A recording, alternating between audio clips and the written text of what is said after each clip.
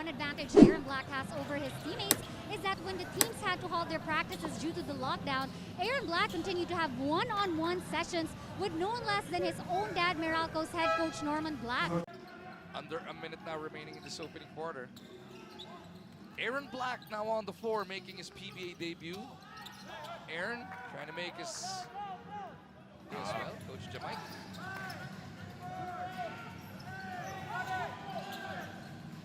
Reynald catch and shoot, bails him out against the shot clock, and this will pull Meralco back within 3. Meralco's got to wake up. Aaron Black on the attack, spinning the other way. Still could not get his first basket in the PBA. Could go either way, no? Corner three-pointer, Pinto delivers.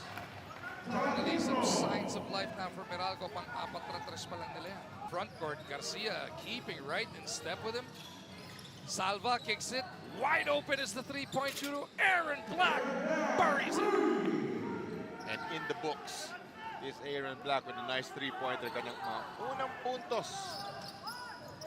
Nangyari pa dito sa ating PBA bubble. Black on the move.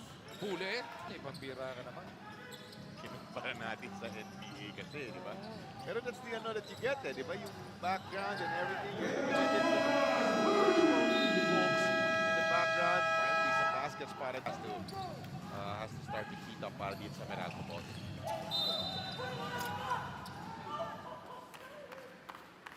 Aaron Black getting some very important minutes para dito sa Meralco Bolts. Trying to get back fourth quarter.